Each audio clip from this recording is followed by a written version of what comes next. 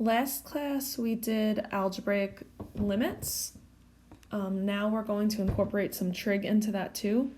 So when you're evaluating limits and you use substitution and you get a number, that's great, but what if you get an indeterminate form? You're going to need to manipulate the problem algebraically. So some things to keep in mind are the trig identities that we've learned this year. We have the Pythagorean identities, sine squared x plus cosine squared x equals 1, and then the ones that come from that, 1 plus tan squared x equals secant squared x, cotangent squared x plus 1 equals cosecant squared x.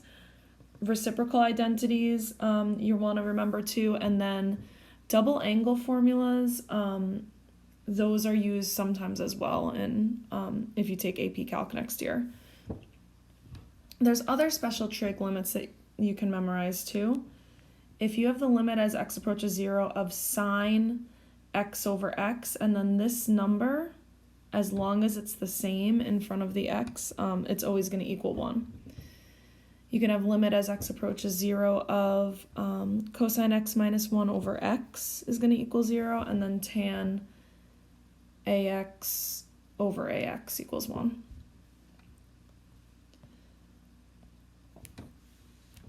Okay, so for example, on number 1, it's the limit as x approaches 0 of sine 4x over 4x. So these match. That's going to follow that rule. We're just going to get 1 as our answer there. Okay, now the next one, limit as x approaches 0 of sine 4x over 2x. These need to match. And they don't yet.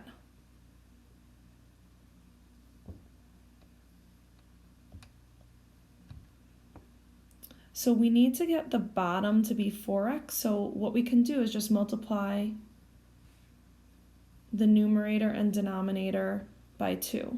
So that's going to give us our limit as x approaches 0 of 2 sine 4x over 4x. So now this portion right here is what we wanted. We got sine 4x over 4x. The limit as x approaches 0 of that equals 1. We still have that 2 out in front, so it's going to be 2 times 1, which equals 2. One thing I do want you guys to keep in mind, note that, and we know this from, our pre-calc skills, sine of 3x does not equal 3 sine x. The one on the left, the 3 is with the angles. 3 is with x. This one, the 3 is outside of the entire function sine x. So just keep that in mind.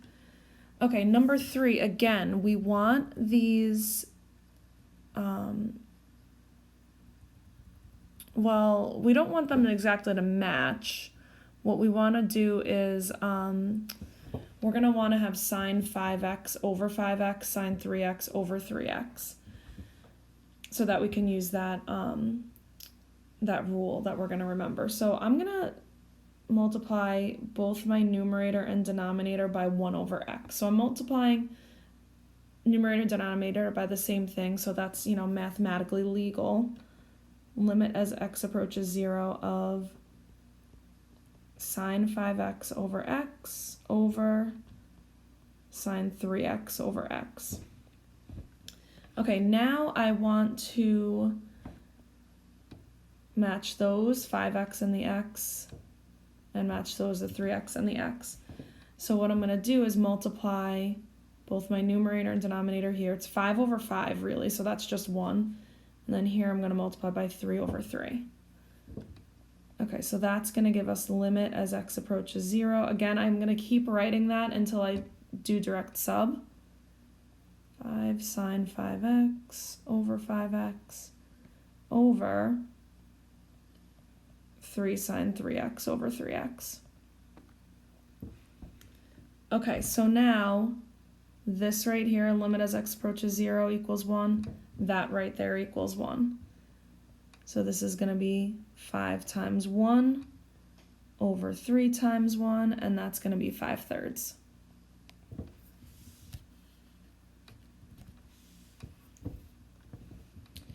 All right, the next one. Oh, this one's tricky. I'm gonna put a star next to it.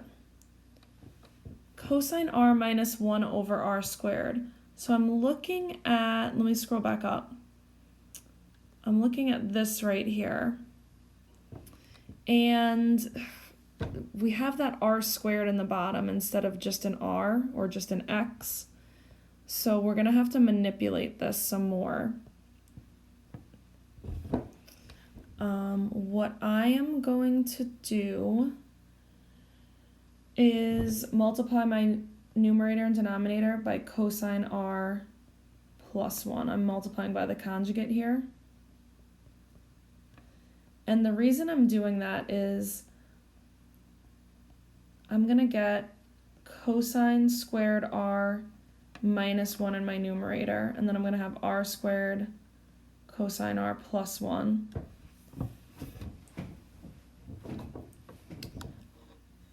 This, you know, let me write the identity up here.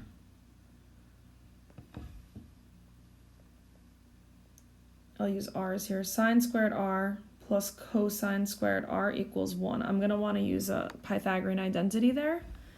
So in order to get cosine r minus 1, we would bring the sine over to the other side.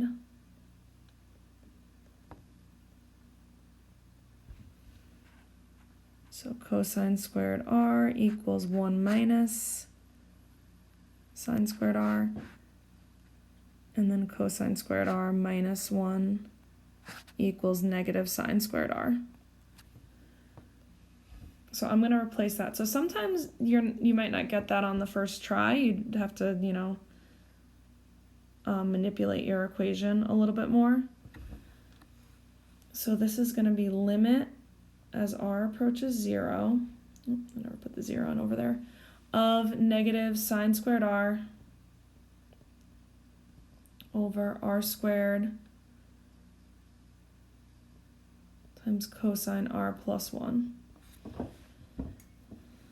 Okay, now that doesn't look any simpler, and we can't simplify. So now what I'm going to do, going back up here, we have this identity, the limit as x approaches 0 of sine ax over ax equals 1.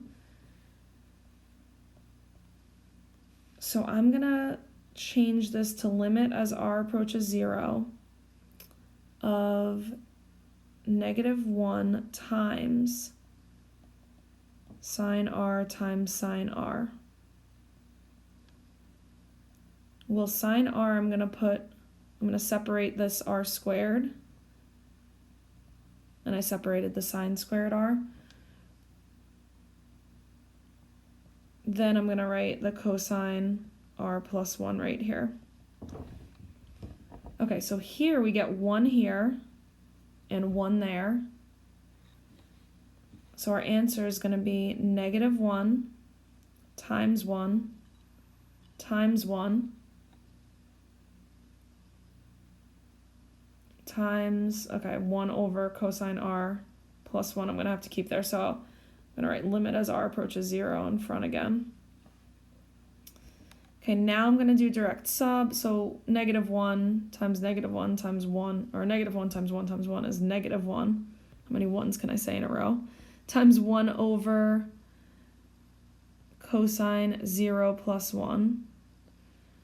Well, cosine 0 is just 1, so that's going to be 1 over 1 plus 1, so 1/2.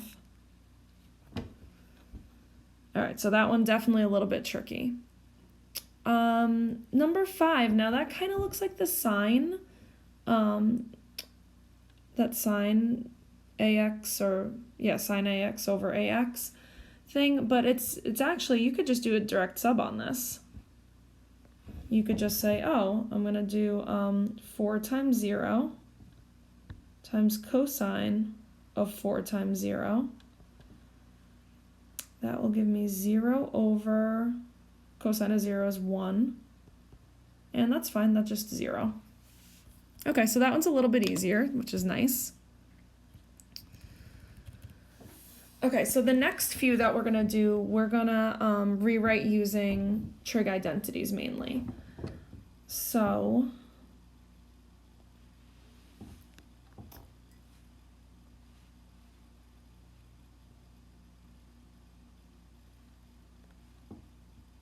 limit as a approaches 0 of, all right, I'll leave sine A as sine A. Let's put that over 1. Tangent, I'm going to change to sine over cosine.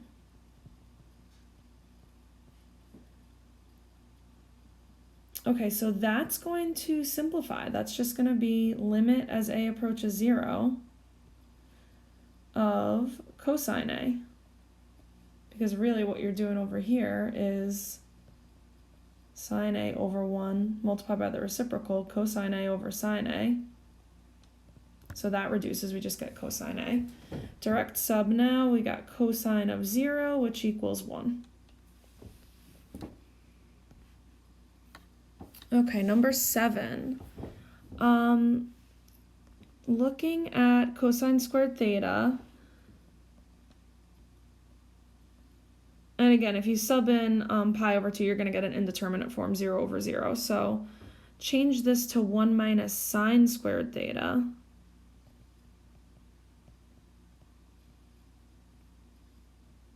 That says sine, if you can't read that. And then its limit as theta approaches pi over 2. Factor 1 minus sine squared theta into 1 minus sine theta, 1 plus sine theta, over 1 minus sine theta, 1 minus sine thetas cancel out. So limit as theta approaches pi over 2 of 1 plus sine theta, direct sub now, 1 plus sine pi over 2. That's 1 plus 1, which is 2. Okay, 8, you're going to need to use a double angle formula because I see that 2x right there. So limit as x approaches pi of sine 2x is 2 sine x cos x over sine x cosine x. So change it so that it's all sines and cosines. And then that simplifies. Limit as x approaches pi. That's going to be just 2 cosine squared x. Again, if you look over here, it's going to be 2 sine x cosine x over 1. Multiply by the reciprocal.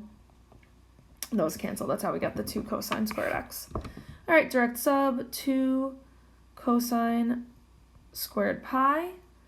So 2 cosine of pi is negative 1. That needs to be squared, so that's going to be 2. Okay, number 9. We're going to factor the top. So we have a cosine in there.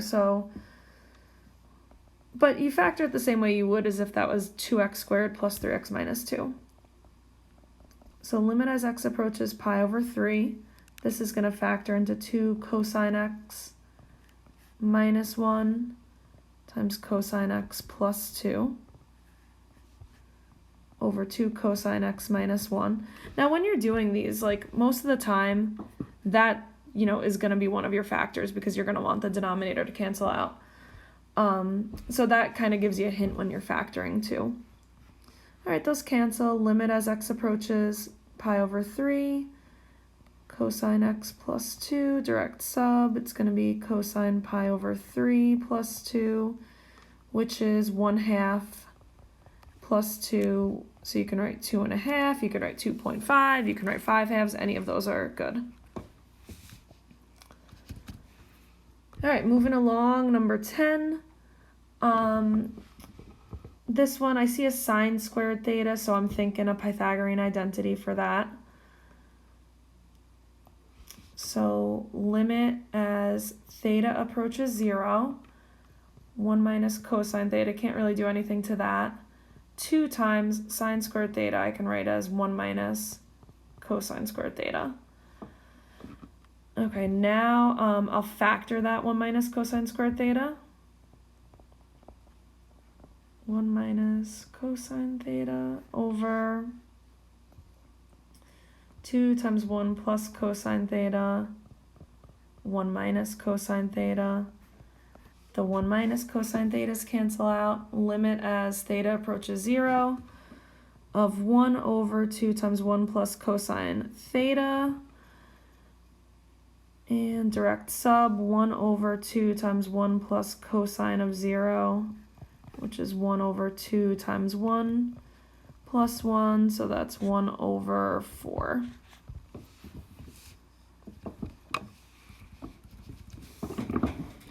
Okay, 11, again, there's a 2x in that. So that gives you a hint, it's going to be a double angle formula. So limit as x approaches pi over 4. Cosine 2x we can rewrite as cosine squared x minus sine squared x over cosine x minus sine x.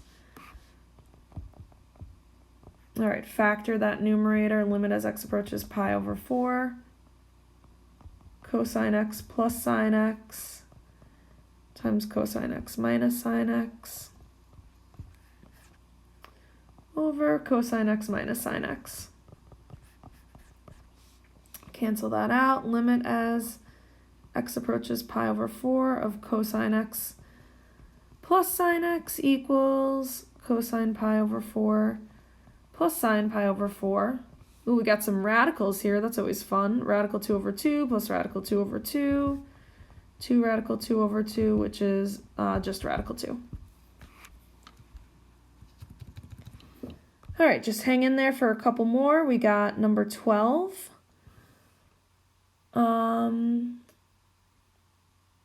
Let's see. So this isn't a fraction,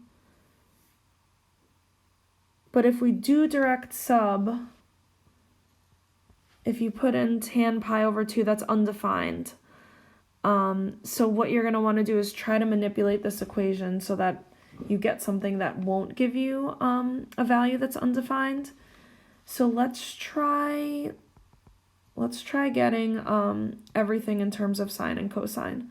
So I'm going to rewrite tangent as sine squared theta over cosine squared theta. 1 minus sine theta. Okay, that's still no good because cosine of pi over 2 is 0, and you don't want 0 in the denominator, so you have to keep working with that. There's a couple things you could do here. Your best option, because I know how I want the problem to go, is to take that cosine squared theta and use a Pythagorean identity. And we're going to have all signs in here after. Pi over 2. So it'll be sine squared theta on top. And I'm going to put 1 minus sine squared theta on the bottom. And then we're still going to have 1 minus sine theta in our numerator. Okay, now if we factor that 1 minus sine squared theta, we'll get some stuff to cancel. And hopefully we can solve it. Sine squared theta times 1 minus sine theta over 1 plus sine theta, 1 minus sine theta. All right, 1 minus sine thetas cancel. Limit as theta approaches pi over 2 of sine squared theta over 1 plus sine theta. Okay, so that's going to be, we can direct sub now, sine pi over 2, and that we're going to square that, over 1 plus sine pi over 2. So that's going to be 1 squared over 1 plus 1, so 1/2. All right, last but not least, number 13. let's go. All right, I'll pick pink for the last color to write in. All right, cotangent squared x. Let's do, let's get everything in terms of sines and cosines and see where that takes us. So cotangent is cosine squared x over sine squared x, and that's all over 1 minus sine x. I'll put that over 1. Okay, so let's write that just as one fraction, limit as x approaches pi over 2 of cosine squared x over sine squared x times 1 minus sine x.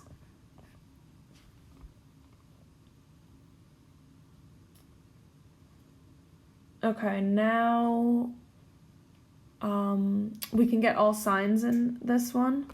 We can work with like just signs because we can change the cosine squared x. So limit as x approaches pi over 2 of 1 minus sine squared x. And that's looking good to me because we could factor that and that'll cancel out the 1 minus sine x there. So limit as x approaches pi over 2, 1 plus sine x, 1 minus sine x over sine squared x times 1 minus sine x. Okay, great. Simplify that. Limit as x approaches pi over 2 of 1 plus sine x over sine squared x. Okay, can we direct sub now? I think we can. 1 plus sine pi over 2 over sine pi over 2 squared. So that's 1 plus 1 over 1 squared is going to be 2 over 1, which is 2. All right, and that's that for the algebraic trig simplification.